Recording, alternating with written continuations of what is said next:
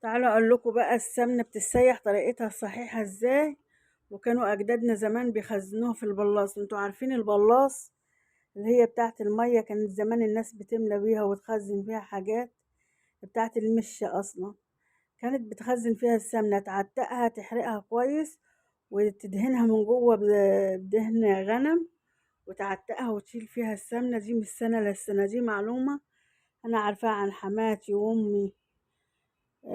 فدي معلومة أكيدة يعني. وكانت السمنة عندهم والله ما شاء الله تقعد من السنة للسنة، ما يجرالهاش أي حاجة.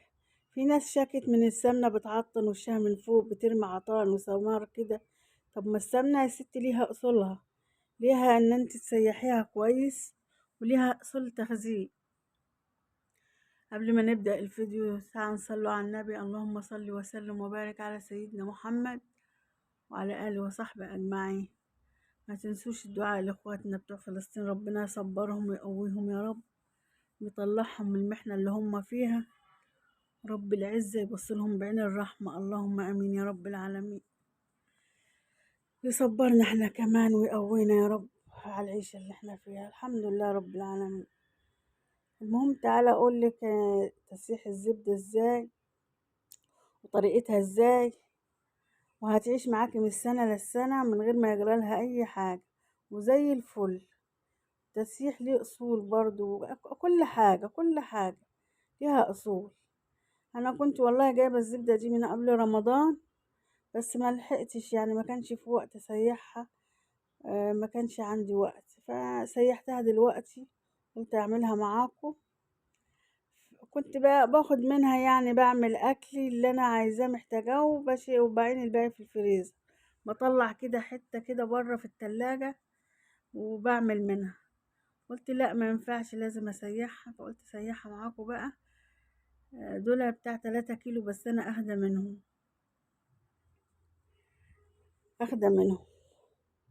اللهم صل وسلم وبارك على سيدنا محمد وعلى اله وصحبه اجمعين. انا بتقولك بقطع بتقولك بقطع منها كل ما باخد. اعمل ايه بقى، ما كنتش والله فاضي اسيحها، قلت لا اسيحها دلوقتي ما فيش وقت. وانا بحب السمنه اصلا عن الزبده يعني، بحب السمنه تبقى جميله. دي ودي واحد، بس السمنه احلى يعني. تسيحيها وتظبطيها كده، تاخدي اللي انت عايزاه منها وتعملي اكلك اللي انت عايزاه. ما شاء الله انا متعوده على الزبده يا ولاد، ان انا بجيبها وبسيحها وبشتغل بيها. حلوه عن السمنه التانية اللي انتوا عارفينها. ربنا يعافينا بقى. تعودنا بقى على البلد، متعودين على البلد والحاجه النظيفه الحمد لله. اللي بيقدر يجيب واللي ما بيقدرش ما يجيبش، وهي ماشيه ماشيه وهتعدي، والله هتعدي والحمد لله. والمكتوب هنشوفوه الحمد لله. كده انا حطيتها في الحلة على النار. خليك واقفة عليها شوية لربما تفور منك وتكب بره. خلي الحلة بتاعتك واسعة شوية وسيبيها على النار. خليك واقفة عليها رايحة جاية عليها كده. كده هنا بدأت تسيح بقى، والرمة اهي من فوق بقلبها انا لحد الرمة دي ما تطفي خالص معايا، وبعدين بهدي عليها على الاخر شمعة كده. الرمة اختفت معايا اهي، وانا بقلب فيها الريمة اختفت خالص. انا هديت عليها على الاخر، هدي شمعة بقى وبقي رايحة جاية عليها تقلبي فيها. بصي تسيحها بقى. هنا التكاية بقى، لازم تشوفي قعر الحلة من السمنة بتاعتك. السمنة بتاعتك تصفى خالص.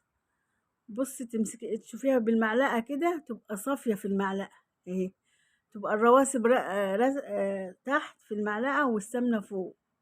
دي سمنتك يبقى استوت وطابت وخلاص كده. لازم تشوفي قعر الحلة والمرقة بتاعتك من تحت، يبقى كده السمنة صفت معاك. في ناس لا بتسيحها بتخليها بيضة وماشي استوت كويس، طب ما كده هتبوظ معاكي.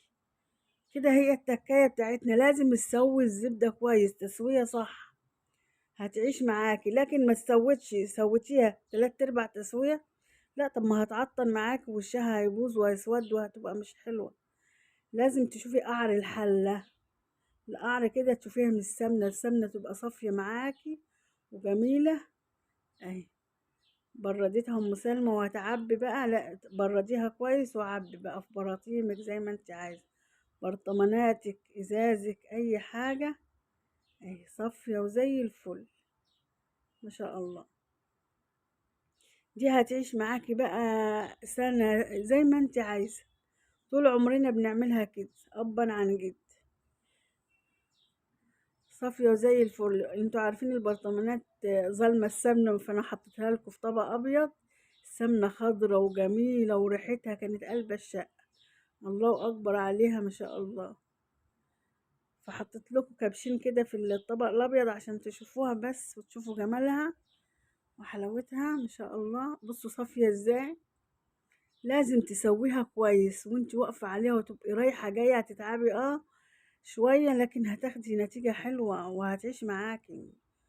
وبعدين لما تيجي تاخدي سمنة من برطمان، خدي بمعلقة نظيفة، خدي بمعلقة نظيفة، املي برطمان صغير حطيه في التلاجة وعيني الباقي، عيني البرطمان الكبير ده اللي انتي خزنتي فيه السمنة بتاعتك عشان ما تبص منك. عيني حاجتك نظيفة ومعلقتك تبقى نظيفة، اللي انتي بتاخدي منها تاخدي منها مرة، ما تاخديش منها تاني. املي برطمان صغير واستعملي بيه عادي زي ما انا بعمل كده. وبعين البرطمان كبير، لما باجي باخد منه باخد بالمعلقة في برطمان صغير وبقفلها وبعينها بقى، تبقى عايشة معاك وزي الفل. والمرقة بتاعتها اقول لكم انا استحرت بيها واليوم ده عطشت عطش يعلم بيه ربنا.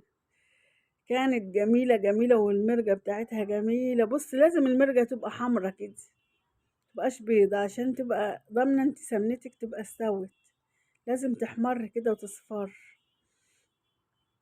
ما شاء الله. يا رب يكون الفيديو عجبكم واستفدتوا منه من تسيح السمنة وتخزينها. والسلام عليكم ورحمة